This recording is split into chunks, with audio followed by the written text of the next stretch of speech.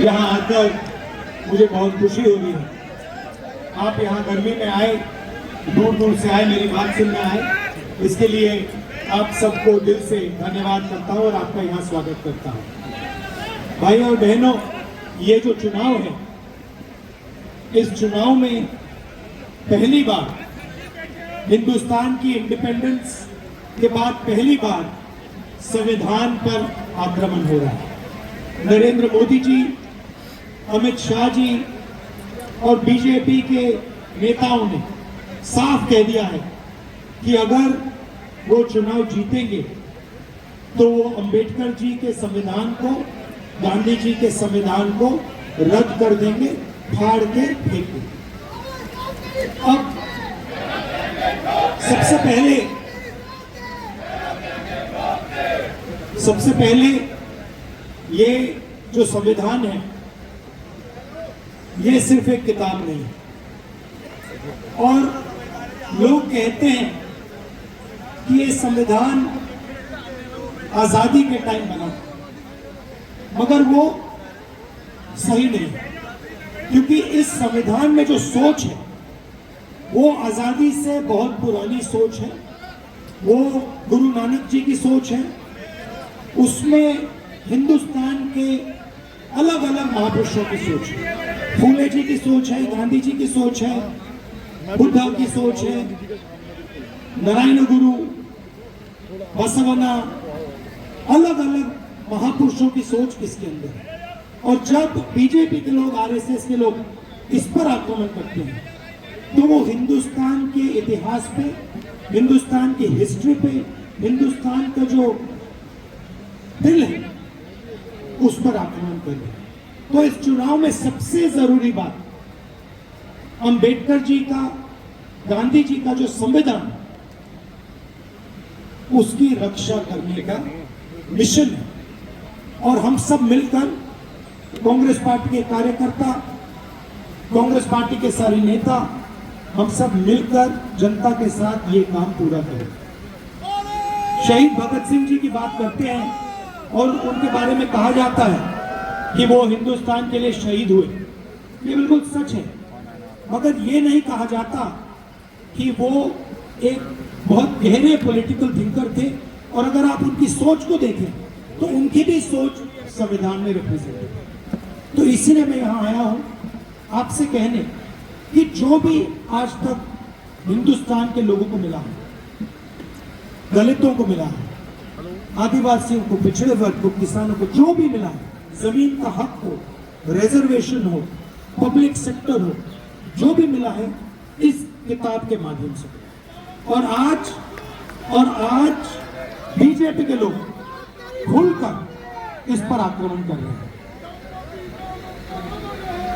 आपके सवाल हो, 2-3 सवाल हो जो आप मुझसे पूछना चाहें, पूछिए प्लीज, मैं आपके जवाब देता हूं। एक सेकंड माइक दे देंगे आपको। कौन कौन सा सवाल पूछेगा? यहां से पूछेंगे, बोलिए बोलिए।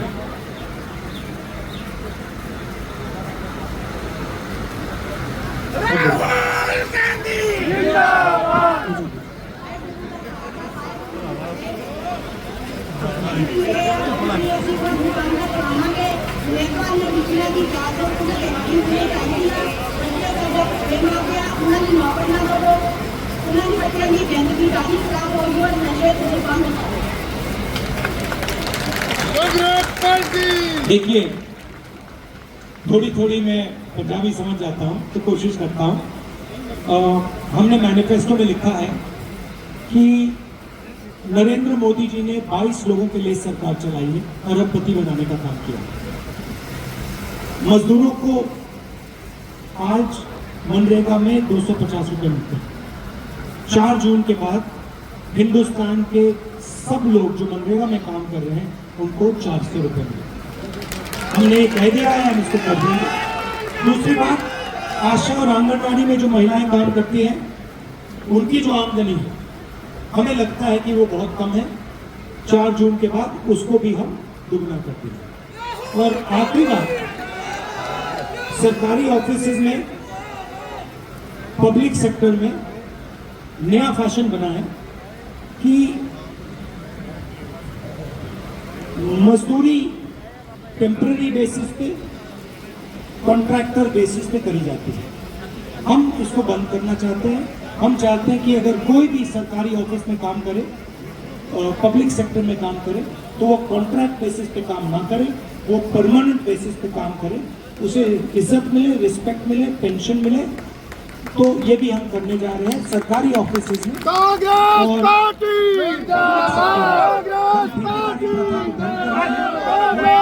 जो पहले होता था परमानेंट नौकरी, हम फिर से दिलाने का काम करते हैं। जहाँ तक आपने ड्रग्स की बात कही है, ये बात सबसे पहले मैंने यहाँ पंजाब में आकर उठाई थी और लोगों ने मेरा मजाक उड़ाया था। और आप बिल्कुल सही कह रही हैं, पंजाब से ये जो ड्रग का मेनेस है इसको मिटाना है, और इसमें कांग्रेस, ये काम कांग्रेस पार्टी कर सकती है और ये लोग नहीं कर सकते, नहीं कर सकते हैं। तो ये जब कांग्रेस पार्टी की यहाँ सरकार आएगी जो आने वाली है, तब हम इसको बिल्कुल तेजी से मिटा देंगे। वो तो आएगी आएगी आएगी। कांग्रेस पार्टी कांग्रेस पार्टी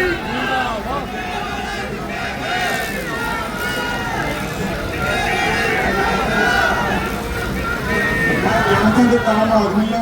मैं लकड़ का काम करता थी आपको 10 साल पहले, बहुत बढ़िया काम करता था। अब हालात ये हो गए कि सारे अभी घाटे रोटियां बाजार हो गए। मेरे ख्याल है कि मेरे वर्गे खाते के बहुत सारे बच्चे हैं जेडे घर की डिग्रियां करके बैठे हैं, कोई MBA, कोई BCA, कोई कुछ करके बैठा, किसी को कोई काम नहीं। वो भी ऐसा इलाके च फैक्ट्री थी, बहुत लोग होती है, महंगाई इन्नी हो गया, सिलेंडर 350 हो गया, अब 1200 का हो गया। और मोदी साहब भी बड़ा 100 रुपया घटा के मैं लगता 1500 की मैंने देखा तुझे बिल्कुल मोदी ने वोट नहीं पाई। वो कहते आ प्रधानमंत्री के हकदार आ, इन्होंने वोट दिए। ये आपने जो बोला, ये आपने बिल्कुल सही बोला है कि नरेंद्र मोदी जी ने हिंदुस्तान की अर्थव्यवस्था को रोक दिया है, और जो छोटे बिजनेस वाले हैं, स्मॉल मीडियम बिजनेस वाले हैं, हाथ से जो काम करते हैं, उनको सबको खत्म कर दिया। 2-3 तरीके से किया। सबसे पहले उन्होंने पूरा का पूरा सपोर्ट अदानी जैसे लोगों को दिया। अब अदानी जैसे लोग जो हैं, जब ये इनको पैसा देते हैं तो ये पैसा हिंदुस्तान में खर्च नहीं करते। ये पैसा अमेरिका में जाके, जापान में जाके, दुबई में जाके ये लोग खर्च करते हैं। तो इससे हिंदुस्तान की अर्थव्यवस्था को फायदा नहीं होता। पहली बात ये। दूसरी बात, नरेंद्र मोदी जी ने छोटे व्यापारियों को मारने के लिए गलत GST और नोटबंदी की। मीडिया कहता है कि नोटबंदी और GST से देश को फायदा हुआ, मगर सच्चाई है और पूरा हिंदुस्तान जानता है कि नोटबंदी और GST ने हिंदुस्तान का नुकसान किया, और खासतौर से जो छोटे बिजनेसेस हैं उनको खत्म किया। अब देश में रोजगार छोटे बिजनेसेस देते हैं। अंबानी जी देश को रोजगार नहीं देते, अदानी जी रोजगार नहीं देते। तो मैं आपको अपनी सोच के बारे में बताना चाहता हूं, हमारा प्लान क्या है। सबसे पहले किसानों को हम गारंटीड कानूनी मिनिमम सपोर्ट प्राइस देंगे, तो और उनका कर्जा माफ करने जा रहे हैं। तो अब किसानों के जेब में इंडिया गठबंधन की सरकार पैसा डालेगी, पहला काम। दूसरा काम जो मैंने अभी आपको कहा, मजदूरों को 250 रुपए नहीं 400, आंगनवाड़ी और आशा महिलाओं को दुगना, उनके बैंक अकाउंट में पैसा डालेगा। तीसरा, महालक्ष्मी योजना, हिंदुस्तान के सब गरीब लोगों की लिस्ट बनेगी। पंजाब में, उत्तर प्रदेश, बिहार, हर प्रदेश में जो भी गरीबी रेखा से नीचे हैं उनके नाम लिस्ट पे आएंगे। हर परिवार में से एक महिला का नाम चुना जाएगा और उस महिला को हर महीने 8,500 रुपए श्री राहुल गांधी, साल के 1 लाख रुपए। तो करोड़ों महिलाओं को हम साल का 1 लाख रुपए देंगे, और वो उस दिन तक मिलेगा जब तक वो गरीबी रेखा से निकल जाए। तीसरी बात, पहली नौकरी 25 की। आपने ग्रेजुएट्स की बात की, आपने इंजीनियर्स की बात की। हिंदुस्तान में मोदी जी ने इंजीनियर्स को, ग्रेजुएट्स को कहा कि आप लोग पकौड़ा बनाओ। मैं दिल्ली रेलवे स्टेशन गया, वहां एक युवा मिला, सिविल इंजीनियर, वो कुली का काम कर रहा है। तो ये बहुत बड़ी समस्या है, बेरोजगारी की समस्या है। इसको हल करने के लिए पहला काम 30 लाख सरकारी नौकरियां हम आपके हवाले करने जा रहे हैं जो खाली पड़ी हुई है। दूसरा काम, पहली नौकरी पक्की, 1 साल की नौकरी पब्लिक सेक्टर में, प्राइवेट सेक्टर में, BHEL, HAL जैसे कंपनीज में, इंडियन ऑयल में, हिंदुस्तान पेट्रोलियम में, सरकारी ऑफिसेज, सरकारी यूनिवर्सिटीज, सरकारी कॉलेजेस, सरकारी अस्पतालों में ये नौकरियां मिलेंगी। ये नौकरी का अधिकार होगा, तो कोई भी युवा 1 साल का अधिकार मांग पाएगा, सरकार को देना ही होगा। महीने का 8,500 रुपए, साल का 1 लाख रुपए, कटाकट कटाकट कटाकट अन्ना। अब मैं जानता हूं कि ये मीडिया वाले कहेंगे कि देखिए इंडिया गठबंधन की सरकार गरीबों की आदत बिगाड़ रही है। जब अदानी को पैसा मिलता है, अंबानी को पैसा मिलता है, तो ये कहते देखो देखो विकास हो रहा है, और जब गरीबों की जेब में पैसा जाता है तो ये कहते हैं गरीबों की आदत बिगाड़ रही है। तो मैं इनको मैसेज देना चाहता हूं, आपको जितना बोलना है बोलो, ज्यादा बोला तो 1 लाख के 2 लाख कर दो।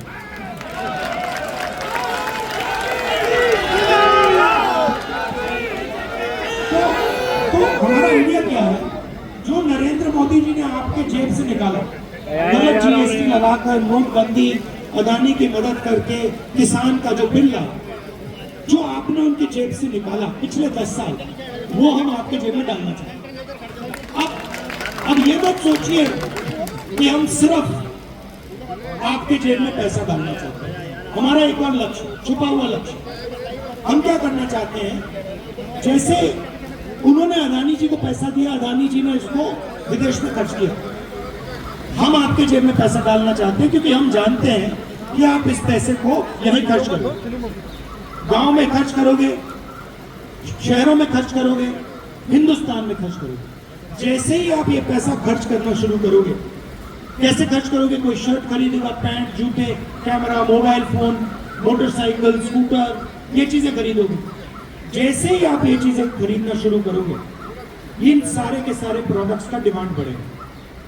जैसे डिमांड बढ़ेगा, फैक्ट्रियां इन चीजों को बनाना शुरू कर देंगी, और उन्हीं फैक्ट्रियों में जिन लोगों की आप बात कर रहे हो, जो अनएम्प्लॉयड ग्रेजुएट्स हैं, उनको रोजगार मिलना शुरू होगा। तो हमारी सोच है कि हम हिंदुस्तान की इकोनॉमी को जंप स्टार्ट करें। जैसे गाड़ी में, मोटरसाइकिल में पेट्रोल डाला जाता है, उसके बाद चाबी घुमाई जाती है।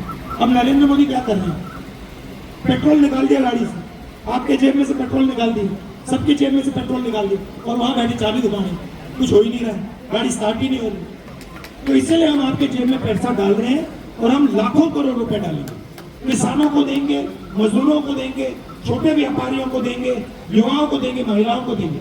उसके बाद जैसे ही हम चाबी घुमाएंगे, गड़ गड़ गड़ गड़ गड़ स्टार्ट हो जाए, फटाफट फटाफट फटाफट इंजन स्टार्ट हो जाए। और उससे पहले फटाफट फटाफट फटाफट नरेंद्र मोदी को आउट कीजिए। तो ये हमारी सोच है, ये हमारी सोच है, और इससे पूरे देश के लोगों को फायदा होगा, अर्थव्यवस्था फिर से चालू होगी, और रोजगार युवाओं को मिलना शुरू होगा। मगर ये सब नहीं हो सकता अगर इसको मिटा दिया, अगर ये हमारे हाथ में नहीं है, ठीक है। तो आजादी से पहले जो होता था वो होगा, दलितों को कोई रिस्पेक्ट नहीं मिलेगी, जगह नहीं मिलेगी, पिछड़ों को कोई रिस्पेक्ट नहीं मिलेगी, कोई अधिकार नहीं होगा, गरीब लोगों को कुचला जाएगा, किसानों को परे कर देंगे, मजदूरों को बंधा बिल्कुल बांध देंगे। तो ये इसको बचाना सबसे जरूरी है, और इसको अंबेडकर जी ने दिया, पूरी जिंदगी दी उन्होंने, गांधी जी ने पूरी जिंदगी दी। हमारी जो आजादी की लड़ाई थी, उसको आप आजादी की लड़ाई कह सकते हो, मगर सचमुच में वो संविधान की लड़ाई थी, इसके लिए वो लड़ाई लड़ी थी। राहुल जी रिजर्वेशन चाहता हूं आपको, राहुल जी रिजर्वेशन, बीजेपी वाले, नरेंद्र मोदी जी, कि हम राहुल जी रिजर्वेशन के बारे में बोलो, रिजर्वेशन काट रहे हैं वो मोदी, उसके लिए क्लियर कीजिए। तो ये सपना देख रहे हैं कि हम एक बार फिर जैसे आज़ादी के पहले चलता था वैसे चलाएंगे, पूरी की पूरी सरकार अदानी जी के लिए चलाएंगे। एयरपोर्ट उनको दे दिए, पोर्ट्स दे दिए, इंफ्रास्ट्रक्चर दे दिया, डिफेंस इंडस्ट्री दे दी। आपको मालूम है अग्निवीर क्यों लागू किया? आप जानते हो अग्निवीर क्यों आया? जानते हो? मैं आपको बताता हूं। डिफेंस बजट में या आप हथियार खरीद सकते हो या फिर आप जवानों की देखभाल कर सकते हो। नरेंद्र मोदी जी ने अदानी जी को डिफेंस इंडस्ट्री के सारे कॉन्ट्रैक्ट हटा दिए। आप इंटरनेट पे जाइए, पहले हिंदुस्तान की जो राइफल थी वो इंडियन ऑर्डिनेंस फैक्ट्री बनाती थी, कारतूस जो थे इंडियन ऑर्डिनेंस फैक्ट्री बनाती थी।